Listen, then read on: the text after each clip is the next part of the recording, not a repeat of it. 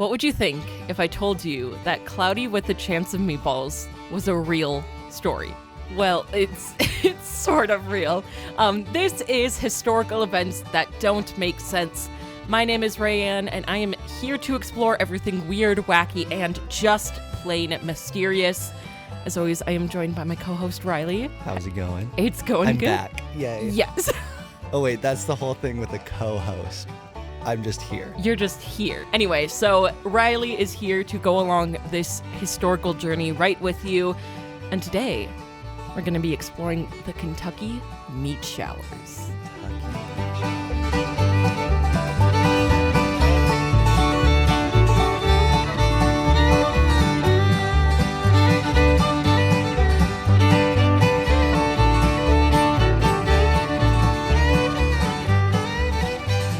1876 was a wonderful year for the United States.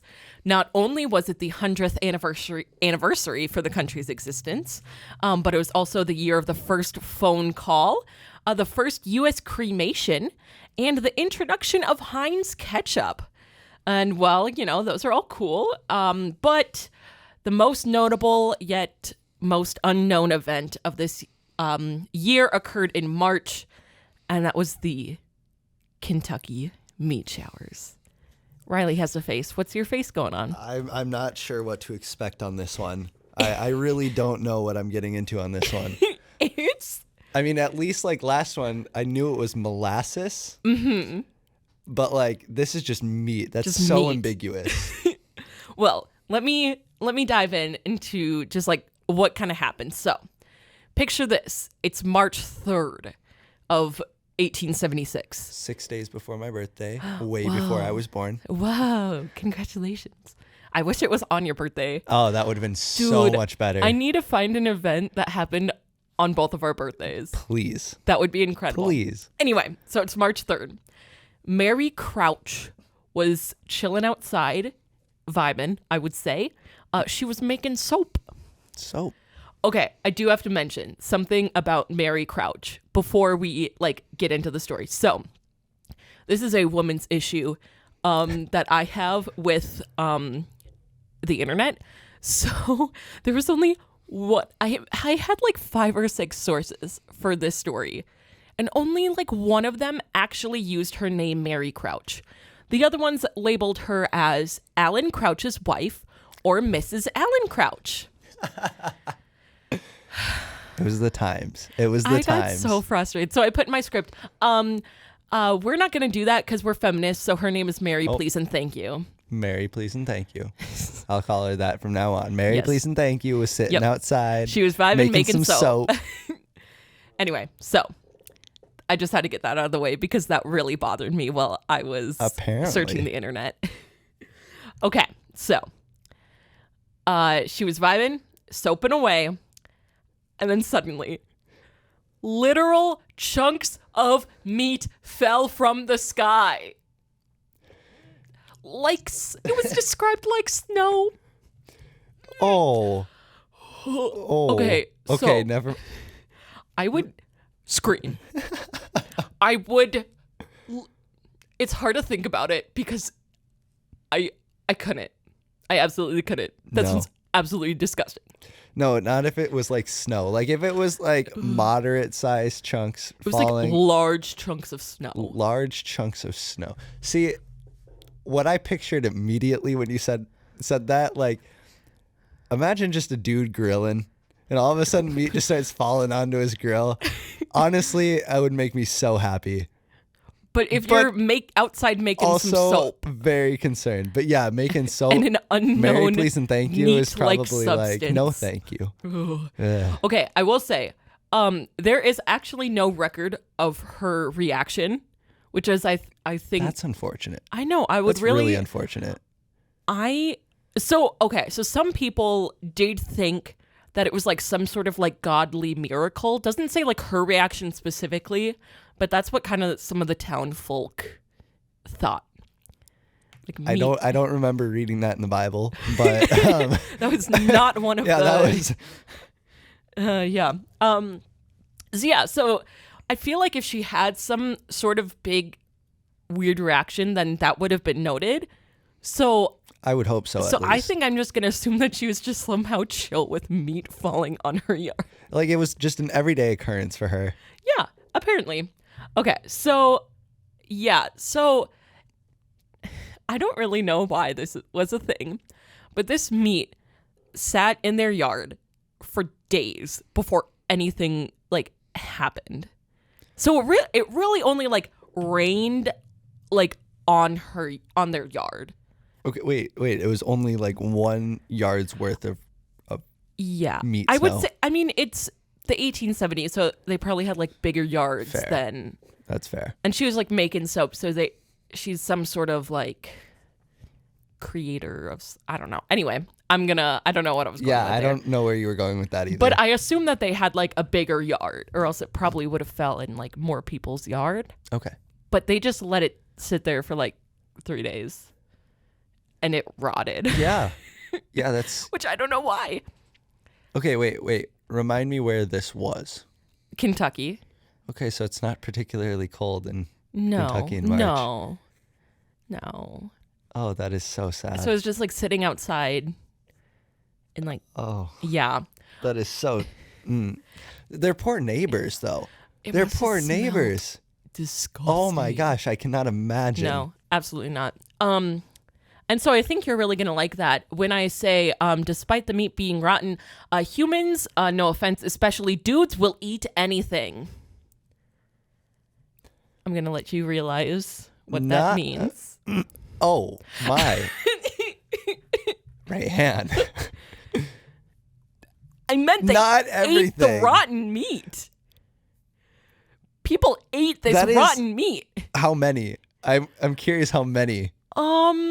Like, did they just like, all right, cook out at our house. We got some rotten meat in the yard. So, okay. So I don't know exactly how many people ate the meat, but like there were a good few people. So, okay. So mystery meat, cosmic meat, as it was so labeled. Cosmic meat. Because it like came from the Fancy. sky. Yeah. Oh, yeah.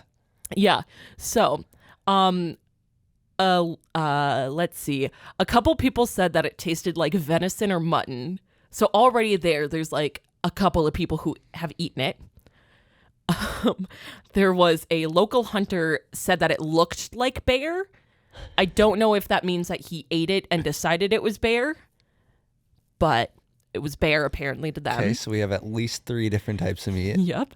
Other neighbors insisted that it was beef. And then finally they got like a local butcher to come in and Yes. Ask the expert. Okay. he took a bite Oh.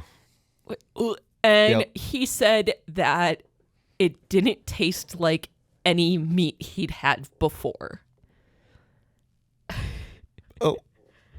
Which part of that is because I mean, it was yeah. very rotten. Yeah, exactly. So like it would make sense that it doesn't really taste like any that he's Yeah. had. I would hope he's only eating good meat as a Yeah, butcher. yeah. But, Yeah.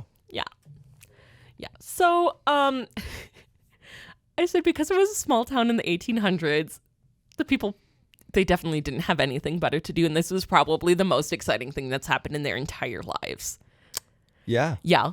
And so they just spent days on the debate of what kind of meat it was. Like they just had a town hall meeting and were just like, all right. I guess All right, come on. They were Let's just, I don't know. They were just fighting up. Nobody could decide. And so it got to a point where the debate was so hot that now they finally decided to send it to local scientists to actually like test.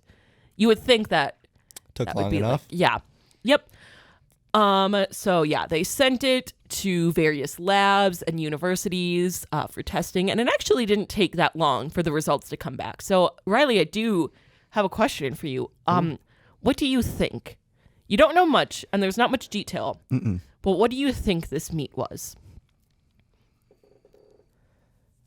See, I don't want to go there, but I think I have to. Yes. Human meat. I'm really hoping it's not human flesh. Well, let's take a look. Let's take a look, though. Okay, so the answer is still to history unclear. Really? but there is some more scientific theories on what it is. Okay. So there is a small chance that it's not meat at all, which is very interesting. That is interesting. There's a thing called nostoc, which is like a bacteria. And it like apparently when it gets like wet, like it gets like a jelly like meat-like substance. So according to some scientists, like that's what it was. I need to know how to spell this. It's Nostoc. Nostoc. Okay. Yeah. I need to see what this would look like. I didn't actually look up what it looked like. Ooh, that's odd. I don't think you would mistake that for meat, though. I want to see it. Yeah. Oh, it's green. Yeah, it's green. I don't think you would. I don't know. But apparently that's what some sources said. Okay, so it could be that. Yep. One chemist thought that it was mutton, so lamb. Yep. And then another said that it was some sort of meat, but for sure not mutton. Okay, perfect. I think he just wanted to tell that other scientist off. Yeah. So there's still debate on what it was, but we do have some actual data. So there were 7 samples that were sent out to be tested. 2 of them were confirmed to be lung tissue, 3 to be muscular tissue, and 2 were cartilage. So it probably wasn't the bacteria thing. No, it literally had like all parts of what it could be. Yeah. Would you like to know a fun fact that kind of goes along with what you were thinking? Yes. Yeah. I mean, kind of, but again, I'm slightly scared on this one. Yeah. So one of the scientists who found lung tissue said that it would have been from a goat, horse, or human infant. No. So there's a small chance. I will tell you, I don't think that's the case. Why did they have to say infant though? Like why infant? You can just keep it at human. I know. That makes it so sad. I mean, not that it's good either way, but still, like yeah. So all right, I'm just gonna go with horse then. Yeah, I think I'm gonna go with horse. That's probably safer. I can accept that a little bit easier. Yeah. So it's kind of like confirmed that it's some sort of meat. I feel like since they got various samples like that, all kind of like it's different parts of some sort of the same. Yeah. So I have another question for you. Uh-oh. What is your? So we're getting into the theory zone. Mm-hmm. What do you think is the reason why this meat fell from the sky? Was it God? I'm going to say no on this one. I'm not sure why God would make meat snow from the sky. You know, I've been in all honesty watching Dahmer lately. Yeah, no, it's not good. So it's like I really like the show, but I don't want to think about that. Yeah, no, but no wonder human meat is on your brain right now. Yeah, well, it's not my fault. Blame Netflix, I guess. Sidetrack. This is really gross. So if you like don't want to hear this and stop listening for like 10 seconds. Right on the very first episode, like before they even revealed it, did you notice the human head in his fridge? Yes. Yeah. I mean, obviously, as a film major, I'm paying attention to everything in a scene. So, yes, I very much so did, and I was also kind of. Yeah, I wasn't sure how to feel about it. I also am curious. Did you notice how the character of Jeffrey Dahmer was the only one who had a very strong Wisconsin accent? Oh, yes. And every other character had just like a normal standard American. A normal American. It was so funny. I thought it was hilarious too. It was so funny. Also, okay, who plays Jeffrey? Some guy. Okay, tell me he does not look like Ross Lynch. He really does. Thank you. Well, Ross Lynch doesn't Ross Lynch have like different hair now? I don't know. Maybe he does. But when the old Ross Lynch when Disney we were Channel growing Ross up, Lynch. Yep. Okay, yeah. Okay, he wow, really we does. got so sidetracked there. Yeah, and a really gross sidetrack. I'm going with meat in a grinder and just shooting it. This guy whoever he was, just wanted to get rid of whatever this meat was. could we think of a possible theory that it's similar to the Boston Massacre, where there was a vat of meat and it exploded? And it exploded? Yeah. Why would you have a vat of meat? It's not one of the theories. I mean, I guess though the question was asked, why do you have a vat of molasses? So, and at this point, it's like you could have a vat of anything. Clearly. So I don't think it's completely out of the picture. Yep. Okay, so let's get into the actual theories. Let's get into the real ones. Okay, so this one is not the main one, but one scientist very confidently determined that it was from space. And I'd really like you, I don't know how much of all landed in one yard. I don't know how much of like a science person you are, but this is, so he said it fell from space like a meteor shower. Oh my gosh. Okay. Oh no. He said, I'm pretty sure he was just a dad looking for a new pun. Okay, listen to this. He said that just like rocks revolve around the sun in a belt and the earth runs into it, somehow meat in space does the same thing. Which I don't know. I need to know where this meat is coming from. Okay, and it was not explained. When you said cosmic meat before, you have now ruined cosmic brownies in my brain, and so like I didn't even think. Yeah, there you go. I don't like that. New image in your brain. What? Yep. Okay, so I don't know how much you know about astronomy. Enough. But there aren't a belt of rocks that revolve around the sun that the earth comes in contact with. No. That's not how that works. No. This man is not a good man of science.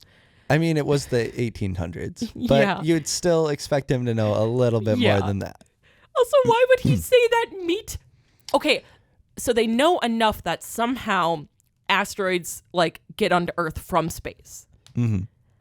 Why would you think that there's somehow meat in space? Just floating around up there. Floating around the sun in a belt. Mm-hmm. And the Earth runs into it. And it just kind of is there. Yeah.